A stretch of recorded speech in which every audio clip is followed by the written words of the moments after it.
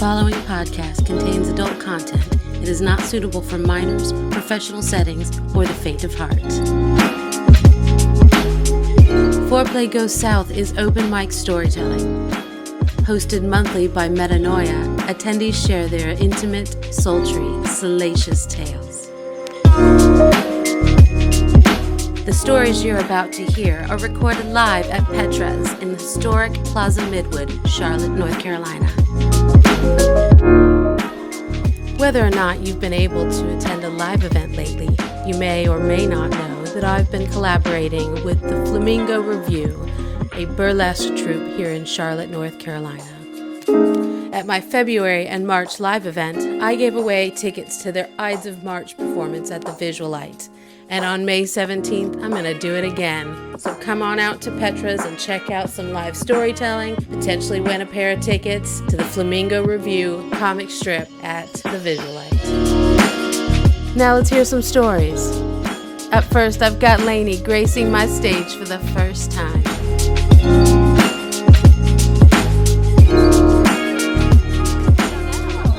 I felt it. I did. All right, so I'm not going to hold the mic because I am a fourth-time listener, first-time caller.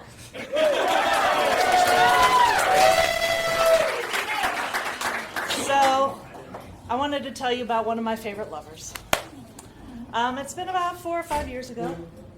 Unfortunately, he has moved away to get his dream job, so I can't wish him ill will or anything. So I thought I'd share one of my favorite memories so it can live on with you guys too. So we would see each other about twice a month. The first time we would meet, we would actually have real lunch and talk, which was kind of nice. And we would discuss about when we wanted to meet next and where, and any ideas that we had that we wanted to play out. Because why not, right? So about 7-8 months in, he goes to me, he's like, I think I'm ready for you to dominate me. Now he's a switch. And I affectionately call him Hot Mess. All the time in my head, because he really is hot and such a mess. His life is like, did you forget your keys? Kind of mess. But I was like, okay, I've got a month to plan this out. I've got this. Now, the cool thing that we would do, and I highly recommend because it was so exciting, is every month we were at a different hotel, usually uptown. And most of the time, I will admit, he did make the arrangements, and I loved it. But this time, since I'm taking control, I got this. Get an Airbnb, right? Because we are digging out the crazy sounds. So I've got time to think it out. I've got my toys, he brings his toys, we compare, how is it going to work into my frame of mind that I've got things going. And so, of course, you got to get naked, right? Because, I mean, why have that level with all this stuff we got to get through with clothes on? So I've got him naked, leaning against up a brick wall in this Airbnb when I got to put a blindfold on. So, of course, I step back. Because it's gorgeous. Just gorgeous. And I will admit, it's been a few years, so the details are a little fuzzy. But I know that I planned 5 whipping sessions. I have a beautiful heavy flogger, nice thuddy, warm the body up kind of thing. So I start with that. And you get into a good rhythm, and you watch them, respond. We had already talked about, well, not really safe words, because I know I wasn't going to get many words out of them, but hand gestures. Like if you are up there, what are you going to do? It's normal to spread your hands. We talked about the fingers. We talked about red, yellow, green, just to make sure that we are cool. But he's not going to use them. I know him. He's not going to use them. So driving in to that scene, it was really kind of funny. I was listening to Pitbull's Green Light, right? So every time I hear that song now, my memory flashes back to this night completely. Love it. Anytime it's on, I'm like, Okay, so yeah, if I'm fanning myself, I'm not sure if it's hot flashes or the memory, so I'm gonna let you just figure it out yourself. So I know I've got 5 planned, right? So I'm warming them up. And in the interludes, to kind of slow things down, create the sensual, I know I went through nail scratching, biting, and ice packs, ice cubes, pinchers, clothespins. There you go. In various places to break up the monotony of just getting his body beat. He also had one of the stingy little things. And I'm like, well, you use it on other people, so you should know what it feels like, right? But then I go back to my favorite because it's nice and heavy and just, you melt. So I am at session 5. And I know in my mind, in my plan, that I am so ready to move on to the next thing. And I'm like just dying. And all of a sudden, he does this little, I was like, that's it. The flogger was out of my hand, it dropped to the floor, and I had to kiss him. And his kisses were the world dissolves around you kind of kisses. The ones that you read about, they're worthy to be written about. Afterwards, when we talked about during the aftercare what worked, what didn't, he said the sexiest thing ever was when the flogger hit the floor. Right? So positive in my mind, positive in his mind. We're good to go. All right, so he's still blindfolded. We move from that scene what's ready to be rewarded, right? He took it like a champ. I can't complain at all. He's still blindfolded. I bring him over to a bench, or no, a bar stool that has a back that's a little higher, and I tie him to it because he can't get away just yet. So I'm going through his toys, and he's got a pump, and we've got vibrators, and I start going to town because this is a different thing for me to understand that typically when men are getting beat, the blood is not down there. It's in their back or their butt or wherever they're getting hit. Down where? Down in their dick or cock or penis, whatever you want to call it. So down there. And so we had to like revive and redirect the energy of where it needs to go so we can move on with this. So we get things moving. And I was like, okay, now to shake it up a little bit, I put something in his mouth. And of course, later on he tells me he is thinking that when I tell him to open up, it's gonna be a butt plug. It's not, because I'm nice. It is a chocolate truffle, because that's what I would want. I mean, I would want something that rewards me that I'm being a good sub, right? So I'm that kind of person. So the chocolate truffle just totally is like, what? Like, you're not punishing me more? But I did. I tilted him backwards, that the couch was behind him, and totally threw him off. He was like, this is the most disorienting thing, not to be up where he thought he should be. So then, of course, I'm ready to get it on, man. Like, I'm tired of all this buildup. And so I straddle him, and we're going, and he is begging. He's like, please untie me. Please let me take control, please. And I'm like, yeah. Because that's the day that I learned you can top from the bottom.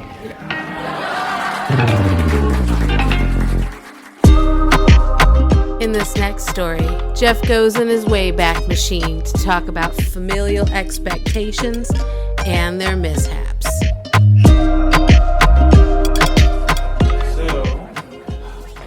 I was expressing these nerves to my friend Grant, and he was like, oh man, you got this, you're a writer. And I was like, oh, you mean those people who communicate alone in a room where you can edit shit, and then when it's absorbed, I'm nowhere to be found? There's a reason I do that shit. But I'm going to try and do something else.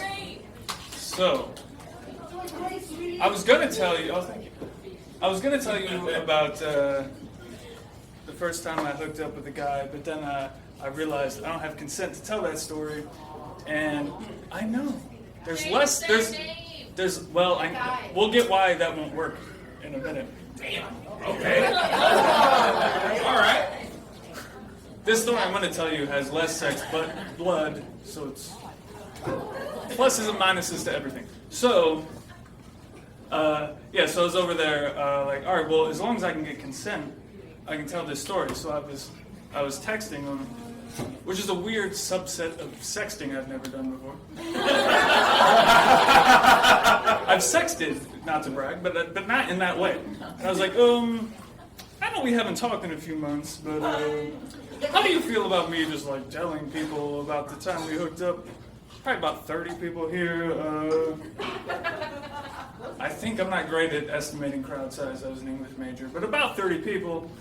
And I know you're like kind of famous now, and I'm not entirely sure if you're out of the closet, but like, would you mind? And also the way that I need to tell this story is going to be kind of revealing as to who, because it's going to be Googleable. The only way to tell this story in an interesting way. There aren't many people that do what you do. And he didn't respond yet, so it's going to be really weird to come back to those text messages if he does respond. But instead, I'll tell you a story about when I was 12 years old, and I went ice skating with my family, and I know that's a very different story.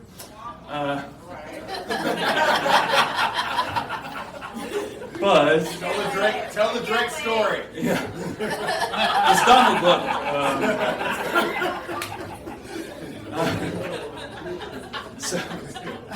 So, my mom was a figure skater.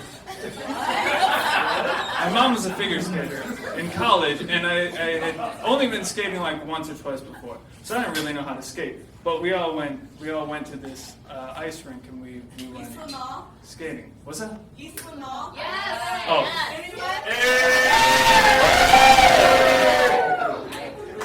No, it was not Racer, but let's pretend it was Eastwood Mall. Eastwood Mall! Much more relatable. So I was at Eastwood Mall, and we were figure skating. All of us as Charlotteans.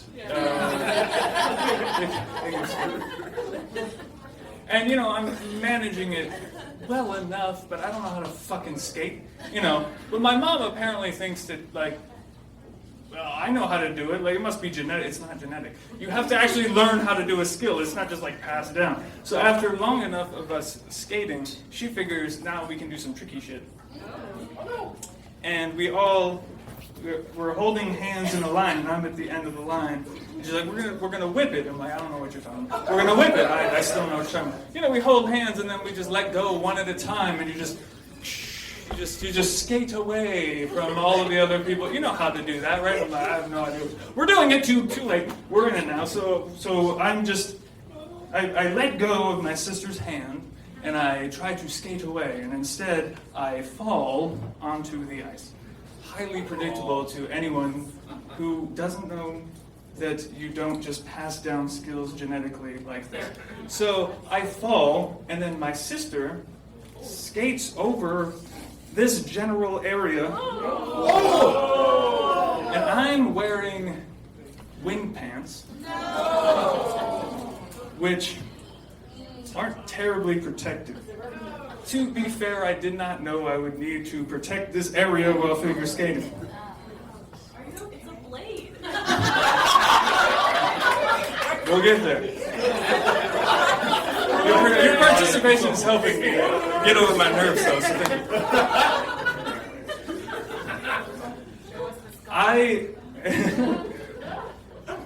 I feel an immense amount of pain and look down, and all I see is a tear and blood. And pain. And yeah. And so I'm having visions of Ken dolls. You know, I'm 12, my sex life hasn't begun, and now it's over. I just start fucking screaming bloody murder. Everyone's staring at me, understandably. There's blood and someone's screaming. You're gonna stare. It's way more interesting than anything else going on. So my dad takes me into the bathroom and is trying to console me, and I get into the bathroom stall, And I'm just like, please, God, please. Oh, please, for the love of God. I don't care how bad this is, just please have missed. And I pull down my pants, and it is missed by like the narrowest of margins.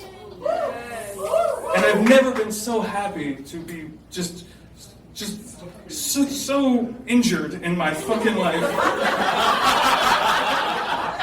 And I probably could have been a great soprano singer, but I've got no regrets. And that's my story. In this next story, Freya ventures outside of her comfort zone in the search of healing and maybe a little bit more.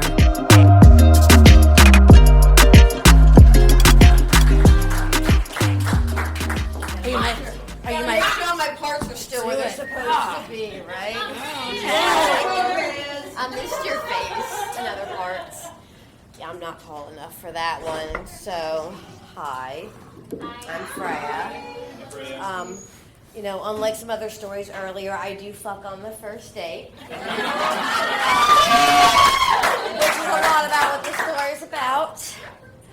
So, you know, you start to think that you have yourself figured out at certain points in your life. That light was way too bright for me.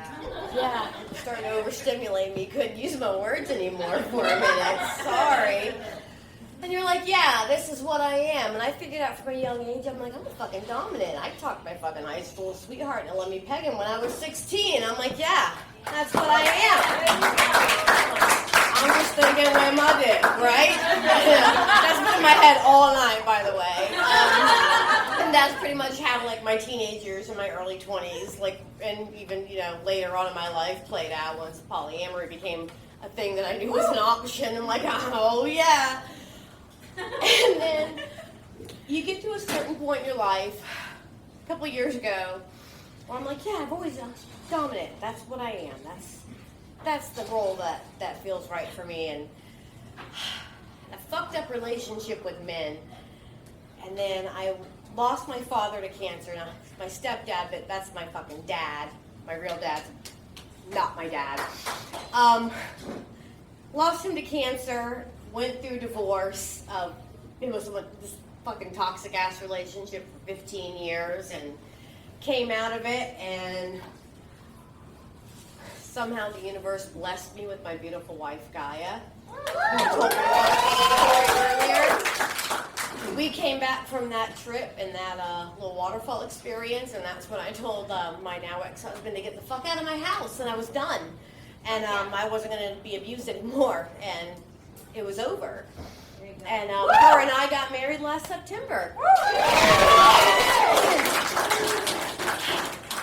So, rewind a little bit, about 2.5 years ago, realized that I have a really fucked up relationship with men, and it's something I need to work on. I have a fucked up relationship with control, and I needed to learn how to let go, and how to start to trust. I'm like, you know what? I'm gonna fuck around and find out and try to be submissive and see what happens. Hell yeah. So I started going back through like dudes who like my pictures on Fet, because the ones who message you, you know, aren't worth a fucking shit. Like, dudes in this room, if you message a woman, take a fucking minute to read our profiles. Look at something about us. 5 seconds. Don't copy paste it. 5 fucking seconds. Just skim this shit and be like, hey, you mentioned this. This is a common interest. Just something so we know that you're not like. It's like the bar is literally way the fuck down here. So anyways, I skipped over those dudes. I was going back to guys who like respectively liked the picture but never fucking were like, yeah, I want to stick my dick in you, or fucking said anything gross on them, and I just liked a couple of them and just moved on along their business, you know, like respectful people do on Fet. And this one dude kind of stuck out because he had a funny-ass name, and it made me kind of chuckle.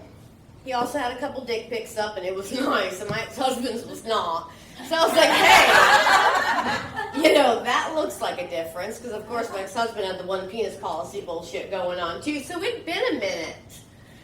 And I reached out, and we talked for a couple weeks and decided to meet up. We met up at Brick's Pizza, because we're super fancy, and went in, and immediately saw that he had really nice eyes. There was definitely something about his eyes that pulled me in.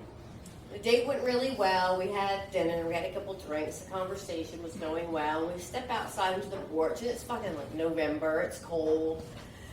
And we're like going in for a little hug and start kissing. At this point, we've been talking for 3 weeks. We both know we're degenerates. We came off the bat like, this isn't a romantic thing. I want to fuck, and I want to like do a dynamic, and that's all I want. Like, we're gonna hang out maybe twice a month, and that's what we're gonna do.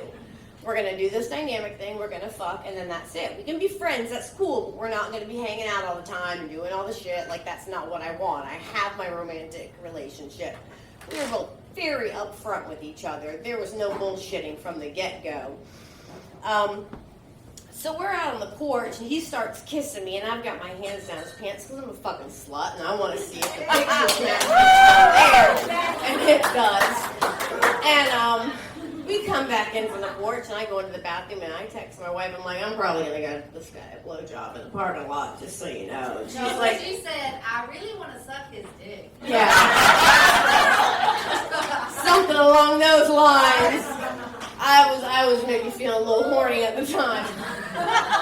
So I then shared that information with him and was like, hey, if you're feeling up to it, kind of want to suck your dick before we end this night. So we go out to his car, and he's got a Honda Accord, so it's not like it's a big car. Neither one of us are like itty bitty. Of course, I was like maybe 20, 30 pounds thinner then. COVID kind of fucked me up a little bit.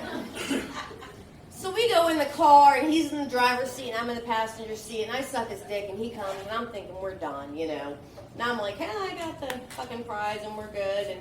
And then he's like, get in the back seat. Oh, excuse me, sir. There's a round two?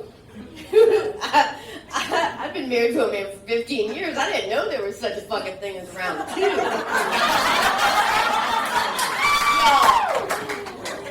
We got in this back seat of this fucking Honda Accord, and there's like this little part in the middle, like, oops, I'm gonna break some shit, where like it's supposed to be an armrest, it's the middle console, but like it moves on this one for some reason. Yeah, you know what I'm talking about. You're doing the motion, you know it. You've used it before, right? That's his joke, right? So he's got me on this thing. I know I'm gonna hurry up, and it's like he's in the back seat, but he's got me like laying on my back on this thing, and I'm like on my back, and then I'm on my front, and I'm fucking y'all. He drove home with soaking wet fucking pants that night. I drove home like fuck shit. We fucked around for a few months after that. We're like tried to keep it casual. Don't know, but following May, maybe the L-bomb got dropped. We've been together about 2.5 years now. I'm madly fucking in love with him. My first experience with submission, and it's the only man I'll ever kneel for. It's a pretty fucking great thing when you think that you are one thing and you find out that you can be more than one thing at once.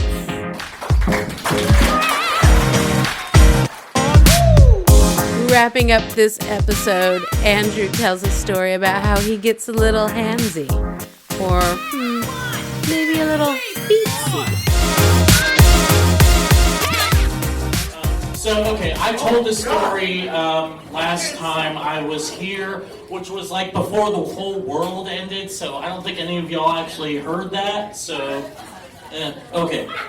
So, I'm in the feed. I'm not always in the feed, but sometimes I'm in the feed. Yeah, y'all get it.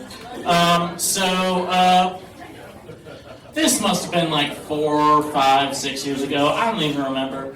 I was living in Charlotte at the time, and we had an apartment, and I was with my now wife, and we had our friend Ace over.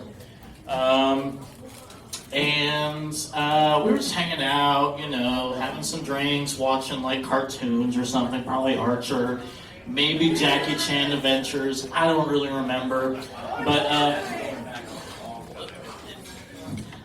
you can heckle all you want, I can't hear you. Anyway. So anyway, my wife starts, starts putting her foot up against my Crocs, just a little, on the side, our friend's not paying attention. He has no idea. And it's like that for about, 10 or 15 minutes. She's kind of teasing me. I'm getting kind of hot, And I'm like, maybe we need to kind of squirrel something in the bedroom and take care of this.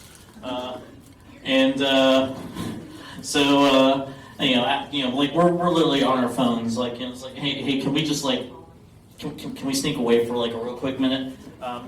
So we do. We sneak away, and she gives unto me a wonderful, my first foot job. And I don't have to go into details about that. Y'all know how that goes, probably. It went great. I did come onto her foot, which is great for me until. So we had a cat. Yeah. This is already going in bad places. So we had a cat, and he was in the room. And my poor partner, my poor wife, she goes to roll and get off the bed and try to find a way to clean herself up. And she stepped on the cat with that foot. Yeah. And the cat ran away into the living room where our friend was. No, wait! Don't pet him! Yeah. I hope he didn't. I don't remember. We managed to clean him up. That's all I have. Thank you.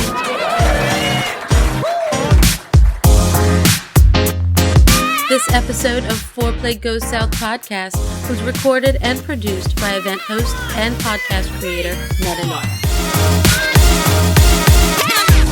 These stories are recorded live every third Tuesday of the month at Petra's in Charlotte, North Carolina. Come check out the next live event at Petra's on May 17th. You could win a pair of tickets to the upcoming Flamingo Review Comic Strips Burlesque show at the Visualite on June 18th. Want to learn more about Foreplay Goes South? Check us out on any of our socials. That's at ForePlayGS on Instagram, Facebook, FetLife, and TikTok.